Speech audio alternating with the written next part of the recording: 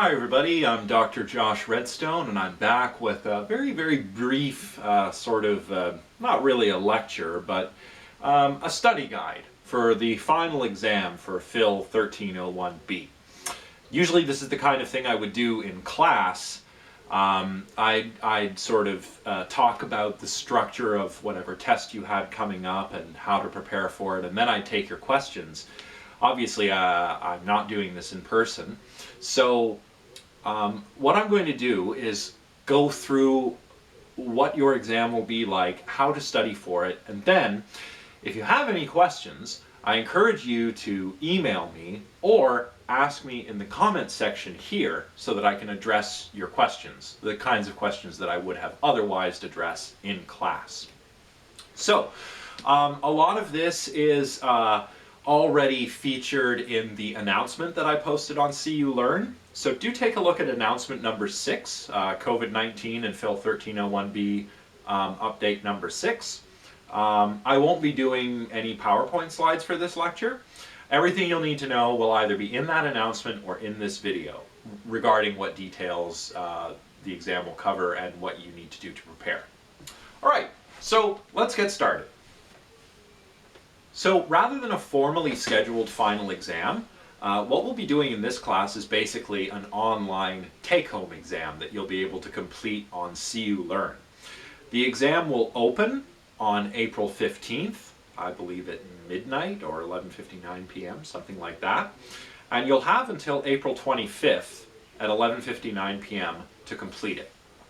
You'll only get one attempt, however, so you have this range of days on which you can do the exam. So pick the day that works best for you. If you have a lot of assignments or exams due one day, do the exam on another day, right? I've tried to give you as much flexibility as I can regarding when you can complete this. However, once you begin, you only have one attempt and you'll have 3 hours to do it, starting from when you begin. Now,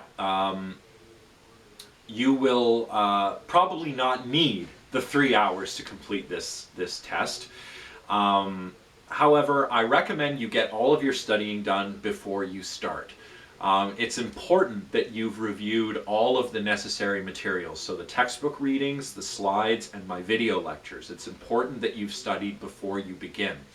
If you begin opening a whole bunch of browser windows, trying to look up parts from particular video lectures, or looking through the textbook desperately, you might run out of time. So make sure you're prepared before you begin. As far as what the content of the exam is, well, this exam, or test, whatever you want to call it, will cover material from after the second term test all the way up until the end of class, the end of our video lectures. So where our formally scheduled final exam was meant to be cumulative, this will actually be non-cumulative. The test contains 40 multiple choice questions, and that's it. They're each worth 1 mark, so the exam is graded out of 40 marks, and it's worth 30% of your grade for this class. The material that's covered is Knowledge Sources Part 1, Knowledge Sources Part 2, Truth Tests Part 1, Truth Tests Part 2, and the Modern Understanding of the Mind. In other words, basically everything from the video lectures. So you need to make sure that you've done those readings, and that you've seen the video lectures, and that you've read through my PowerPoint slides. And of course, look for important key terms that I've emphasized by placing in bold or italics, or that I've repeatedly emphasized in my video lectures. Anything you're not certain about from my slides or my lectures, go back to the textbook and read about it in more detail, or send me an email, ask me a question, or ask me a question down in the comments section. So that's about it. I mean, your exam, if we were to hold it in person, were all of this COVID-19 stuff not still going on, probably would have been a lot bigger and a lot more comprehensive. I don't like cutting things short or making things unnecessarily simple. On the other hand, I've been talking to some of you over the past little while, and I can feel that you're all very stressed out. I am too. This has been a rough couple of weeks. and I don't want to make things any more difficult than they need to be. So that is why I've decided to do the exam this way, as a kind of online test, a non-cumulative online test. So remember, 40 multiple choice questions. There's about 10 questions per topic, except for when it comes to Truth Tests 2 and the Modern Understanding of the Mind, because I delivered those lectures after classes would have otherwise ended, so some of you may have less time to study, so fewer questions. You have one attempt, 3 hours, but you can begin anytime starting on April 15th all the way up until April 25th at 11:59 p.m. And just let me know if you have any questions.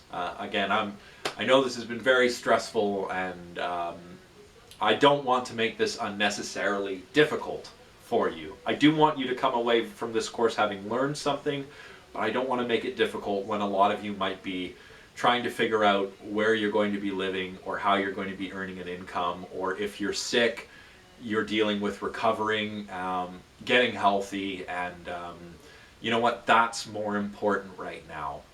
We'll all eventually get back to normal, and we'll all eventually get to start learning about philosophy again once that happens.